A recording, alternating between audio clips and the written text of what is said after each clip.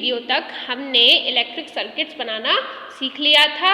और electric circuit में बच्चों एक बार रिवाइज करो, इसको क्या कहते हैं? इसको हम यहाँ पर ये जो लगा है इसको स्विच कहते हैं। और ये स्विच किस पोजीशन पे है? ये स्विच अभी ऑन है। कैसा है?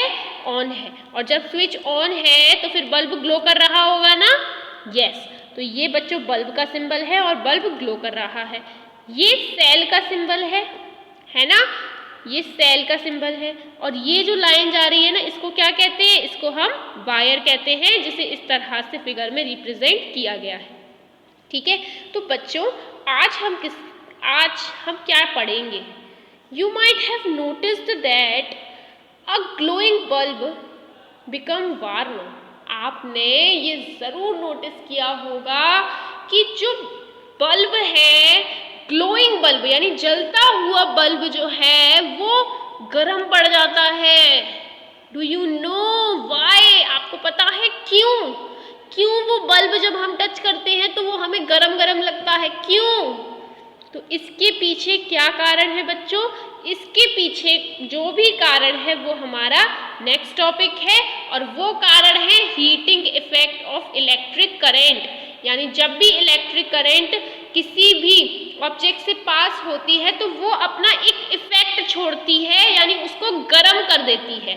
ठीक है, जैसे यहाँ पर इस बल्ब के फिलामेंट पे जब करंट जा रही होगी तो वो फिलामेंट गर्म हो जाएगा, इसकी वजह से पूरा बल्ब जो है वो गर्म हो जाएगा।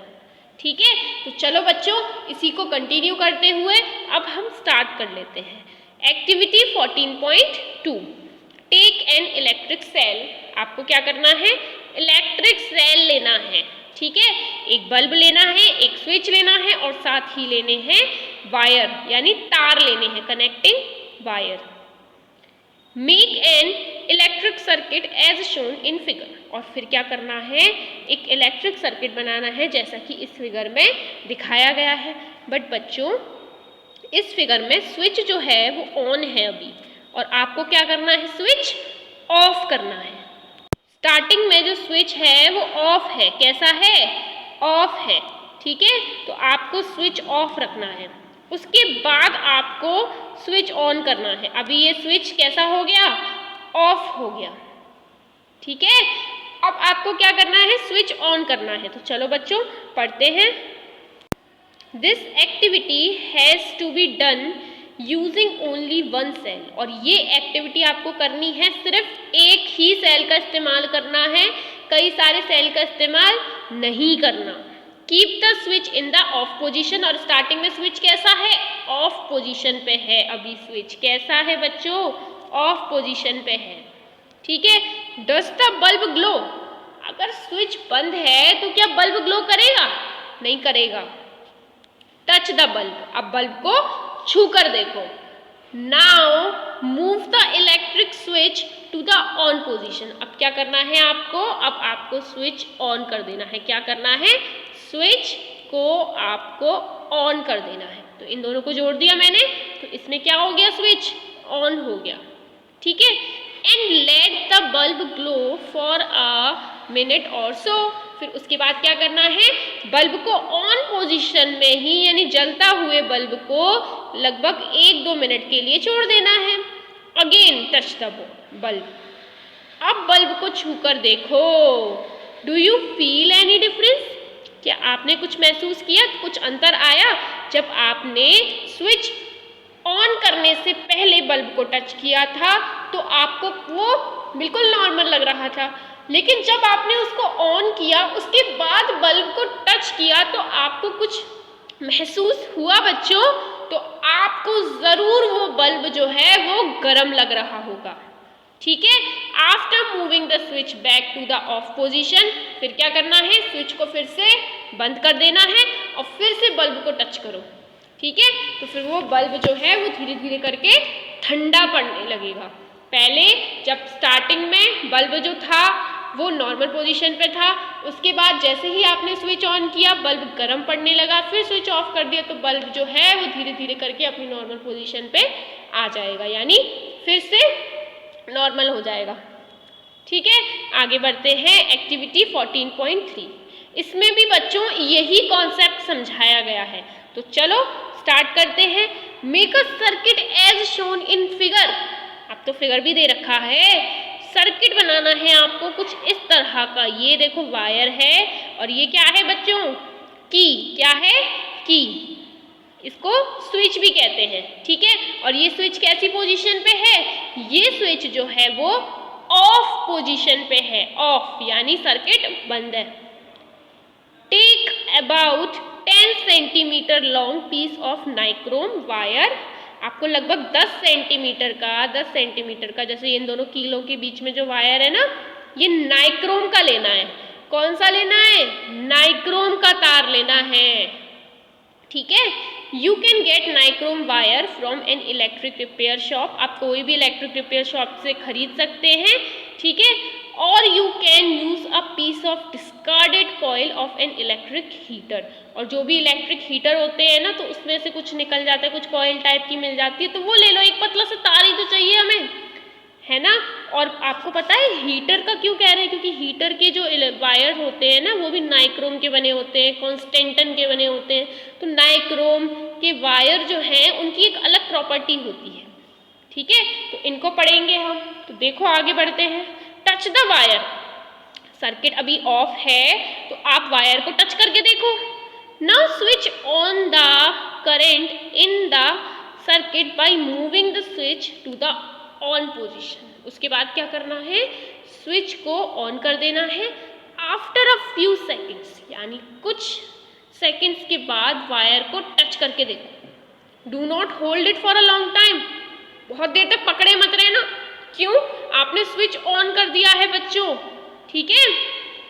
फिर उसके बाद आप उसे टच करोगे, आपको कुछ गरम गरम लगेगा। वो वायर धीरे धीरे गरम होता हुआ महसूस करोगे आप। Switch off the current. उसके बाद क्या करना है? इसको बंद कर दो, स्विच ऑफ कर दो। Touch the wire again after a few minutes. और फिर कुछ मिनटों के बाद उस वायर को टच करके देखो। Wire gets hot when an electric current passes through it. इससे हमें क्या सीखने को मिल रहा है? जब स्विच ऑफ था तब वायर गर्म नहीं पड़ रहा था, यानी जब उस पे करंट की सप्लाई नहीं हो रही थी तो वायर जो है वो गर्म नहीं पड़ रहा था। और जैसे ही आपने स्विच ऑन किया तो फिर उसमें करंट की सप्लाई हो रही है। करंट ये है, ये इस पूरे वायर में चारों तरफ दौड़ रही है। इसकी वजह से ये जो नाइक्रोम वायर लगा है ये गर्म पड़ा। पॉइंट समझ में आया अच्छे से? अब देखो, the wire get hot when an electric current pass through it. Wire तभी गर्म होता है जब इलेक्ट्रिक करंट उससे पास होती है। This is the heating effect of electric current. इसको हम क्या कहते हैं? Heating effect of electric current. समझ में आया अच्छे से? जब भी इलेक्ट्रिक करंट पास हो रही होती है तो वो उस वायर को गर्म करता हुआ चली आती है, ठीक है। तो इसको हम इलेक्ट्रिक करंट का हीटिंग इफेक्ट कहते हैं, जिसका इस्तेमाल कई सारी मशीन्स बनाने में करते हैं। जैसे कि आप सर्दियों के टाइम पे हीटर से अपने हाथ सेक लेते हो, पर आपने कभी सोचा है कि हीटर्स कैसे बनाए जाते होंगे? तो बच्चों, हीटर भी सेम प्रिंसिपल पे काम करते हैं, ठीक है। सेम प्रिंसिपल पे कैसे? हीटर के अंदर भी कुछ इस तरह के सबस्टेंस लगे होते हैं, जैसे नाइक्रोम है, कॉन्स्टेंटन है। और जैसे ही इससे करंट पास होती है, करंट इनको गर्म कर देती है और उस गर्मी का इस्तेमाल हम अपने हाथ सेकने के लिए करते हैं या फिर गर्म रहने के लिए करते हैं, ठीक है। Can you think of any electric appliance here the heating effect of electric current is used? क्या आप किसी भी इलेक्ट्रिक अप्लायंस के बारे में सोच सकते हो? ठीक है, इलेक्ट्रिक अप्लायंस का मतलब क्या हो गया? ऐसा उपकरण जो बिजली से चलता है, ठीक है। आप किसी भी उपकरण के बारे में सोच सकते हो जहां पर heating effect of electric current लगे। सोचो बच्चों, सोचो ध्यान से। हीटर की तो बात कर ली बच्चों, आयरन, क्या? आयरन जिससे आप प्रेस करते हो ना, ठीक है, कपड़ों की सिकुड़न चली जाती है, किस वजह से जाती है? आयरन्स की वजह से। आयरन गर्म हो जाती है, आयरन के अंदर नाइक्रोम होता है, वो नाइक्रोम जो है वो गर्म हो जाता है, इसकी वजह से जैसे ही उससे करंट पास होता है वो गर्म होने लगेगा, इसकी वजह से हमारे कपड़ों की जो श्रिंक है यानी सिकुड़न है वो चली जाती है। ठीक है, make a list of such appliances, आप कुछ लिस्ट भी इसकी तैयार कर सकते हैं। वैसे अभी आगे एक बॉक्स में इसकी लिस्ट दे रखी है, तो मेरे साथ पढ़िएगा। क्वेश्चन क्या ले रहे हैं आपको, do not keep the switch in the on position for a long time, बहुत देर तक के लिए आपको स्विच ऑन नहीं रखना है, अदरवाइज आपकी जो बैटरी है ना वो बहुत जल्दी कमज़ोर हो जाएगी। ठीक है, बैटरी पूरी खर्च हो जाएगी आपकी धीरे धीरे करके, वायर गर्म होता जाएगा और बैटरी डिस्चार्ज, इसीलिए बहुत थोड़े टाइम के लिए आपको ऑन पोजीशन पर रखना है। ठीक है बच्चों, अब देखो इधर, you might have seen an electric room heater, आपने इलेक्ट्रिक रूम हीटर्स देखे होंगे, देखे है ना, और N electric heater used for cooking, और इस तरह के इलेक्ट्रिक हीटर भी देखे होंगे बच्चों, इसमें स्प्रिंग लगी होती है अंदर की तरफ और इसमें कुछ ऐसे सब्सटेंसेस होते हैं, कॉइल लगी होती है, क्या लगी होती है, कॉइल, कॉइल ऑफ वायर, जिसको एलिमेंट कहते हैं, क्या कहते हैं, कॉइल, इसके अंदर कॉइल लगी होती है, इसको कुकिंग पर्पस से इस्तेमाल करते हैं, इसका नाम क्या है, इलेक्ट्रिक हीटर। तो ये इलेक्ट्रिक हीटर जो हैं ये भी सेम प्रिंसिपल पे काम करते हैं, जब आप तार लगा दोगे तो फिर करंट की सप्लाई आने लगेगी, करंट जब इसमें दौड़ने लगेगा तो करंट की वजह से ये जो तार है ना अंदर लगे हुए कॉइल, जिसको एलिमेंट कहते हैं हम, वो गर्म होना शुरू हो जाएगा, इसकी वजह से इसकी गर्मी का इस्तेमाल हम खाना पकाने के लिए करेंगे। समझ में आया? You have noticed that when these appliances are switched on after connecting to the electric supply, their element is become red hot and give out heat. ठीक है, तो आपने ज़रूर नोटिस किया होगा बच्चों कि जब आप स्विच ऑन करते हो तो इसको इलेक्ट्रिक सप्लाई मिलने लगती है, और इलेक्ट्रिक सप्लाई मिलने के बाद ये रेड हॉट हो जाता है, मतलब बिल्कुल सूरज गर्म हो जाता है और हमें हीट देता है, जिससे हम खाना बना पाते हैं। और रूम हीटर लगे होते हैं कमरों को गर्म करने के लिए, सर्दियों में लगे होते हैं ना, सेम प्रिंसिपल पे काम करते हैं कि जब इलेक्ट्रिक करंट फ्लो होती है तो वो अपने साथ एक असर छोड़ती है, एक इफेक्ट छोड़ती है, जिसको हीटिंग इफेक्ट ऑफ करंट के नाम से हम इस चैप्टर में पढ़ रहे हैं। ठीक है, the amount of heat produced in the wire, जो अमाउंट है यानी कितनी गर्मी निकलेगी, थोड़ी गर्मी या फिर ज़्यादा गर्मी, ये उसके मटेरियल पे डिपेंड करती है, लेंथ पे डिपेंड करती है और थिकनेस पे डिपेंड करती है कि आपने कितना लंबा तार लिया है, कितना मोटा तार लिया है, या उसका मटेरियल कैसा है। ठीक है, कुछ मटेरियल्स ऐसे होते हैं जो ज़्यादा गर्म हो जाते हैं और कुछ मटेरियल्स ऐसे होते हैं जो कम गर्म होते हैं। ठीक है, जैसे ही आप इलेक्ट्रिक करंट पास कराते हो तो कुछ मटेरियल जो हैं वो आसानी से गर्म हो जाते हैं और कुछ मटेरियल स्लोली गर्म होते हैं। ठीक है, फॉर एग्जाम्पल बच्चों, अगर आप कॉपर का वायर लोगे, कॉपर का वायर, तो वो कम जल्दी गर्म होगा, और वहीं आप नाइक्रोम ले लोगे, नाइक्रोम जिसका इस्तेमाल हम प्रेस वगैरह बनाने में करते हैं, प्रेस में नाइक्रोम वायर लगा होता है, तो वो बच्चों बहुत जल्दी गर्म हो जाता है। तो ये अपनी अपनी प्रॉपर्टी होती है, अलग अलग तार की अलग अलग प्रॉपर्टी होती है, कॉपर के तार की अलग प्रॉपर्टी होती है और नाइक्रोम के तार की अलग प्रॉपर्टी होती है। कॉपर और नाइक्रोम आपस में अलग हैं, बट ये दोनों हीटिंग इफेक्ट शो करते हैं, बस फर्क इतना है कि कॉपर जो है वो कम गर्म होता है और नाइक्रोम जो है वो ज़्यादा गर्म हो जाता है। तो समझ में आया आपको? The wire used for making electric circuit do not normally become hot, और जिन वायर्स का इस्तेमाल हम इलेक्ट्रिक सर्किट्स बनाने में करते हैं वो जनरली इतने ज़्यादा गर्म नहीं पड़ते। On the other hand, the elements of some electric appliances become so hot that they are easily visible. कुछ इस तरीके के इलेक्ट्रिक अप्लायंसेस होते हैं जिनमें ऐसे एलिमेंट्स लगे होते हैं जिनकी गर्मी हम आसानी से महसूस कर सकते हैं, देख सकते हैं। ठीक है, आसान है ना, अब तो समझ में आ गया अच्छे से। The filament of the other hand, अब दूसरी तरफ फिलामेंट देखते हैं। फिलामेंट के लिए हमें बल्ब की ज़रूरत होगी। देखो बच्चों ध्यान से, ये बल्ब है आपका, इतना बड़ा बल्ब है देखो, ठीक है। अब इस बल्ब को देखो, ध्यान से देखो, ध्यान से अच्छे से समझो, ठीक है। फिलामेंट है इलेक्ट्रिक बल्ब्स का, वो गर्म हो जाता है to such a high temperature that it starts glowing, मतलब इतना एक सर्टेन टेम्परेचर तक गर्म हो जाता है, उसके बाद वो ग्लो करना शुरू कर देता है, चमकना शुरू कर देता है, जैसे आप एक ग्लोइंग बल्ब देख पा रहे हैं। If a large current passes through a wire, अगर वायर में ज़्यादा करंट पास हो जाए, बहुत बड़ी करंट पास हो जाए, तो वायर है में बिकम सो हॉट, तो तार जो है वो बहुत ज़्यादा गर्म हो जाएगा और वो पिघल भी सकता है, साथ ही टूट भी सकता है। But is it possible for making wire to melt and break, क्या ऐसा हो सकता है कि जो वायर है वो पिघल कर टूट जाए? तो बच्चों ज़रूर हो सकता है, जिसे हम एक्टिविटी 14.4 में डिस्कस करेंगे। इससे पहले हम कुछ बॉक्सेस हैं उनको स्टडी करते हैं। देखिए बच्चों, इनकेंडेसेंट बल्ब, इलेक्ट्रिक बल्ब्स, ठीक है, ये जो इलेक्ट्रिक बल्ब्स होते हैं are often used for lightning but they also give heat, ठीक है। इस तरह के जो बल्ब्स होते हैं ये सब लाइटनिंग तो देते हैं, मतलब रोशनी तो देते हैं, लेकिन हीट भी देते हैं, ठीक है। किस तरह के बल्ब? इनकेंडेसेंट बल्ब, ठीक है, इस तरह के bulb.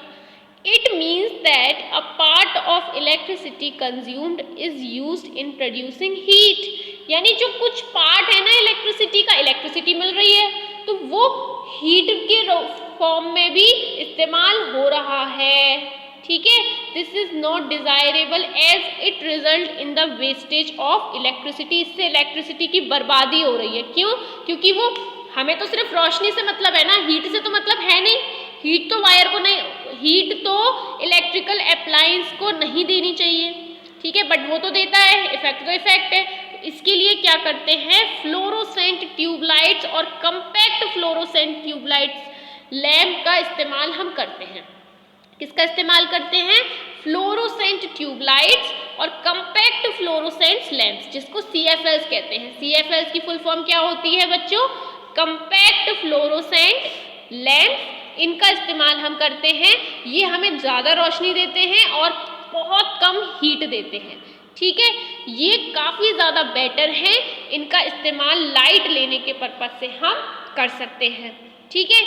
Now a days the use of light emitting diode यानी LED का इस्तेमाल बल्ब्स इज इंक्रीजिंग। आजकल आप देखोगे तो मेनली LED का इस्तेमाल बहुत ज़्यादा किया जाता है, ठीक है। LED का इस्तेमाल मेनली हो रहा है, अभी बढ़ गया है इसका इस्तेमाल। ऐसा क्यों? क्योंकि और जो बल्ब्स का इस्तेमाल हम करते हैं वो एक हीटिंग इफेक्ट शो करते हैं, इस हीटिंग इफेक्ट की वजह से वो गर्म पड़ जाते हैं, बट हमें तो रोशनी से मतलब है ना, और इससे हमारी इलेक्ट्रिसिटी की वेस्टेज भी हो रही है। तो बच्चों इसीलिए मार्केट में CFLs और LED जो हैं वो काफ़ी बढ़ गई हैं और काफ़ी घरों में आप इन LEDs को देख सकते हैं। LED bulbs consume less electricity as compared to incandescent bulbs. जो LED बल्ब्स होते हैं वो कम इलेक्ट्रिसिटी यूज करते हैं अगर हम कंपेयर करें इसको इनकैंडेसेंट बल्ब से और फ्लोरोसेंट ट्यूब्स और CFLs। फ्लोरोसेंट ट्यूब्स और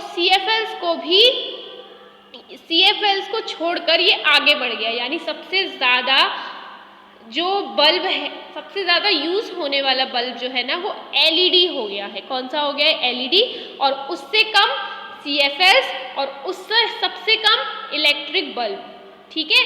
सबसे ज़्यादा एनर्जी कौन बचाता है, सबसे ज़्यादा इलेक्ट्रिसिटी कौन बचाता है? LED, उसके बाद CFLs और उसके बाद इलेक्ट्रिक बल्ब्स, जो कि हमारी ज़्यादातर एनर्जी खा जाता है, ठीक है।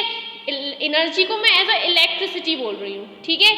10 LED bulbs are much electricity efficient. LED bulbs जो हैं वो काफ़ी ज़्यादा बेटर इलेक्ट्रिसिटी इफिशियंट हैं एंड देयरफॉर बीइंग प्रेफर्ड, यानी इनसे इलेक्ट्रिसिटी जो है उसका इस्तेमाल हम सही तरीके से कर पा रहे हैं।